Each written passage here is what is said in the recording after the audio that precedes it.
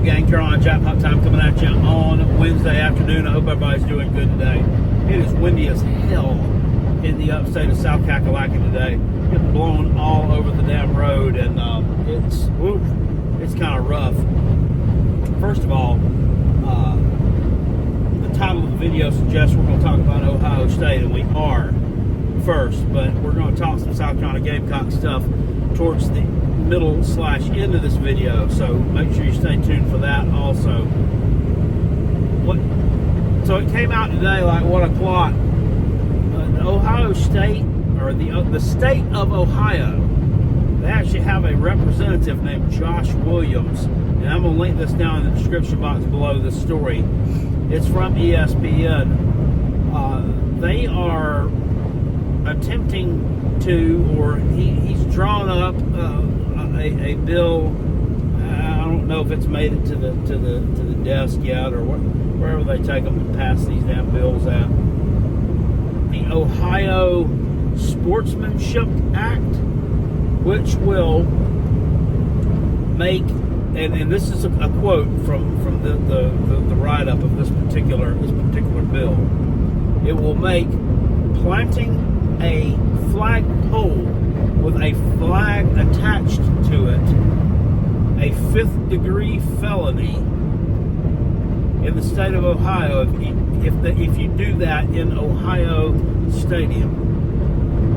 Now, it didn't say Ohio Stadiums. It says Ohio Stadium. That's the name of the stadium where Ohio State plays. A 5th-degree felony is like the lowest felony, I guess. I guess the mildest felony that one can commit in the state of Ohio, which is punishable by 6 to 12 months in jail and or a $2,500 fine. I think I'd rather pay a $2,500 fine, wouldn't you? But this is absolutely ridiculous. Now, you got to know, Michigan beat Ohio State in their rivalry game a couple of Saturdays ago, 13-10. They go out there, they attempt to plant their flag in midfield.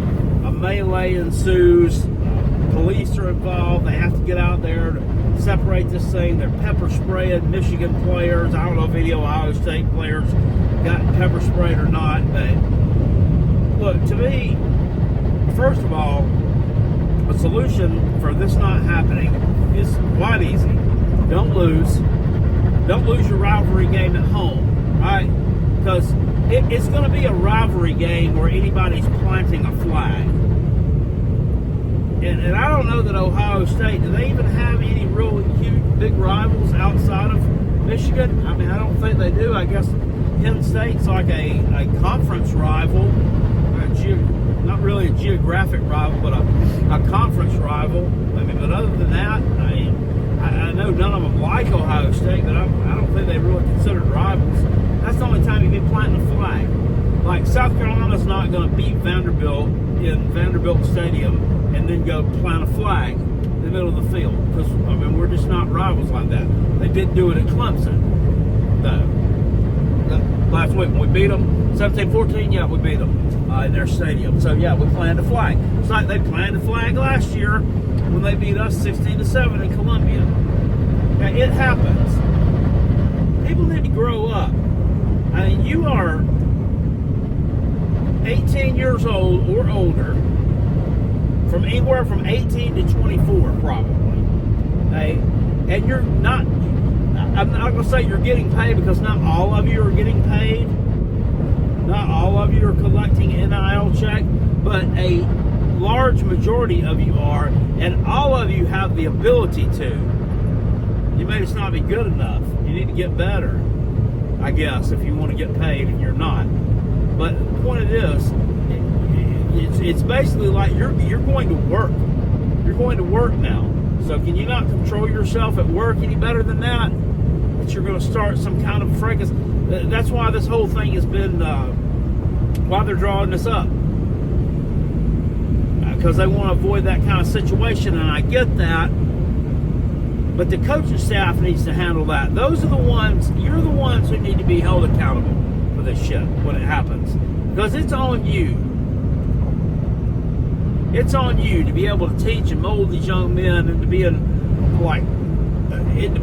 decent losers and decent winners. Okay, you want to plant the flag, whatever. I mean, do the shit after everybody's gone. How about that? How about don't do it during the post-game handshake? What's supposed to be post-game handshake, post-game meet and greet with the coaches go out here, greet each other at midfield. You're supposed to go around and tell everybody good game. You're supposed to middle around the field for a little while before you go back to your locker room. Okay, Michigan, I mean, if you won the game, then run out there after everybody's gone and everybody's dissipated, and then plant your damn flag and take a picture for your Instagram or whatever you're doing. I mean, don't do that in front of them to humiliate everybody. I don't agree with that, but I also don't agree with the losers getting all fucking pissed off about it. Well, you got to defend. Oh, but no, they're not going to come in our house and do that. Well, you let them come in your house and beat you? So to me, losing the damn ball game is more embarrassing than some stupid flag fake getting planted at midfield. The turf at the Ohio Stadium is field turf. It's field turf. It's not even grass. So it's not even going to stick in the ground anyway. It's the dumbest shit I've ever heard. This state representative, obviously, I'm sure that he went to Ohio State. I'm sure of it. So this is just, it's an abuse of, well, I don't think it'll get past number one anyway. Number two, I think that's just an abuse of your position. Drawing up some bullshit bill like that, it has no place in sport. Your coaches, that's what they're getting paid to do. That's why Ryan Day or whoever at what X school gets paid between $5 and $10 million a year to make sure that shit doesn't happen. So I mean, I can see it both ways here. Don't lose games at home that you're not supposed to lose, and you won't be so damn embarrassed when that happens to you. But to the ones who are doing that, do it with a little bit more class. That's all I got to say on that subject. But I think that's just ridiculous. A bill to make that a felony, and it's only in Ohio Stadium. That's the thing that gets me. It's not at Nippert Stadium in Cincinnati. It's not at Peden Stadium at the University of Ohio. It's not at the Glass Bowl in Toledo. It's not at InfoCision Stadium in Akron. Y'all didn't know I knew all this shit, did you? I didn't Google any of this either. I knew it. It's not at Dick's Stadium at Kent State University. It's at only Ohio Stadium. That also tells me that they're preparing to lose more ball games. They're preparing to lose more ball games. Because why would you... I mean, isn't the goal to beat Michigan? Don't you feel like you should be beating Michigan? You only play them there every other year. So don't you feel like you should be beating them? So it sounds like to me they're planning on losing to them more. Or maybe they're just planning on losing some more home games. I don't know. Maybe the playoff game against Tennessee. It's almost... I'm not going to come out and say that I want them to beat them, because I don't. Because I don't want to see Tennessee beat them. In fact, nothing would make me happier than to see them get bounced out the first round of the playoffs by multiple scores. That's probably not going to happen. It's probably going to be a close game. And I don't doubt that Tennessee doesn't win the game, because I think Ohio State's screwed up anyway right now. But part of me does want to see them win. And then bring that big old ugly ass Dollar General tablecloth looking flag of theirs, that big ugly thing with that ugly ass orange T on it, or the ugly ass white T on an orange flag, and plant that creamsicle thing right in the middle of your damn field, and then butt chug their way off of it. I mean, it would just be hilarious. I don't think that's going to happen. Anyway, that's about all I got to say about that one. Now, with South Carolina, Mike Shula named offensive coordinator for South Carolina. Asked Carolina Jackpot his opinion. I think it's a good hire. You've got continuity there. Let's just be frank.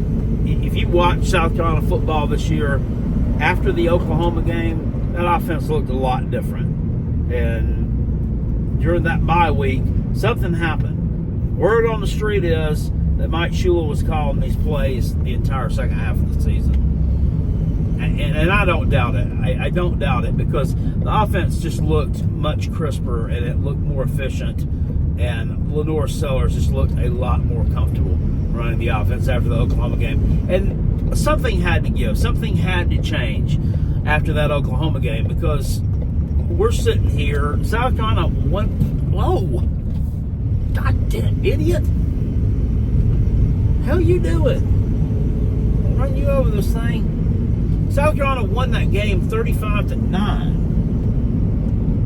How you gonna win a game 35-9 and yet still get outgained by the team that scored 9? All right, so that had to be the tipping point there to make some kind of a change. But he was working with the quarterbacks, and Lenor Sellers feels comfortable with him, and I'm sure they want to give him whatever he needs to stay comfortable, so that he doesn't jump in the portal.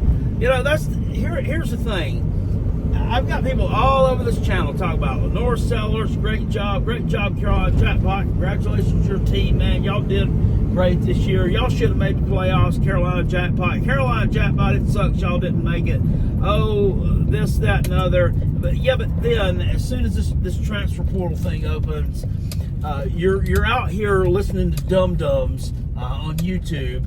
And you know who I'm talking about, who are spouting off gibberish, nonsense stories that have no kind of merit, linking Lenor Sellers to Auburn and Ole Miss and Florida and Florida State and whoever the fuck.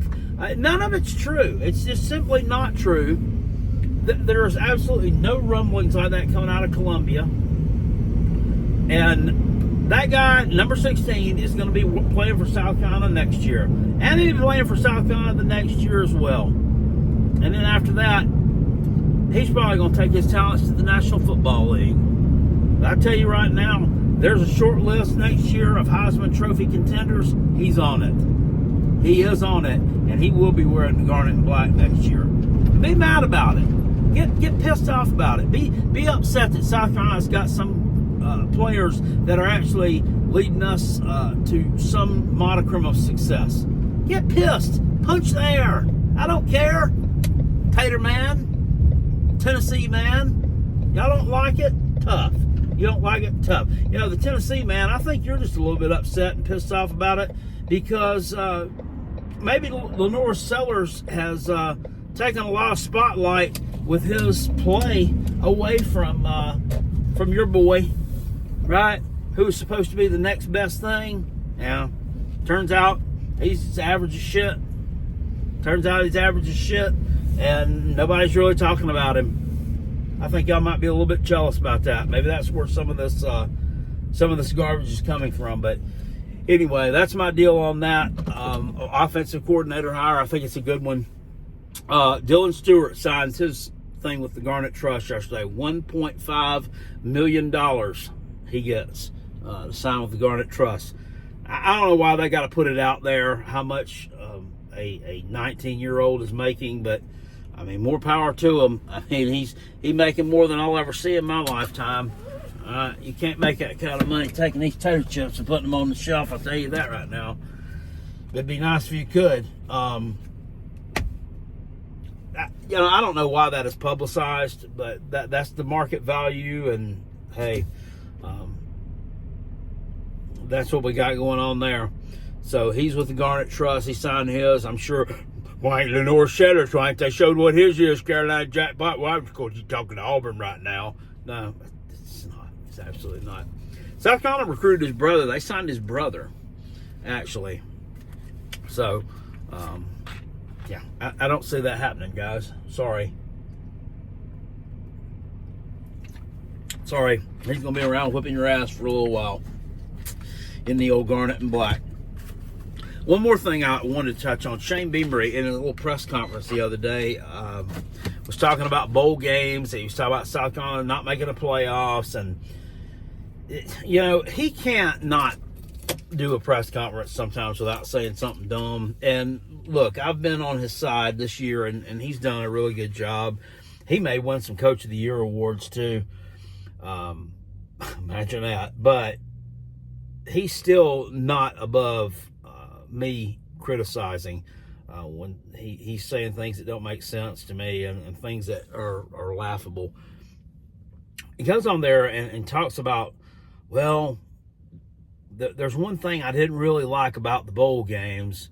It's or about the playoffs, the way the playoffs were situated and set up with the dates. The players didn't get to go to a bowl game, and they should be able to have that bowl game experience. Dude, going to the playoffs is better than going to a bowl game. Jesus. What kind of a payoff do you think your team's going to get for going to the playoffs? I think they get a better payoff than they do to go to a bowl game. Sorry, nobody gives a shit about going to Disney World. To the Citrus Bowl. It doesn't matter. I mean, it's a better destination to go to than the Sun Bowl in El Paso. I get it, right? Or the Fenway Bowl in Boston. Or probably even the Pinstripe Bowl in New York City. But you can tell that these players don't give a shit because half of them opt out and don't even play in the sumbitch. So, I mean, come on now, Shane. Give me a break. That's what, as the young people call it, a cope. That's what that is. That he's coping with getting left out of the playoffs by saying, well, you know, really didn't want to go anyway because it means we couldn't go to Disney World. Jesus. I don't know where to do with this guy. Anyway, I'll see y'all later. I appreciate it. Peace. I'm out of here. Go Gamecocks. Woo!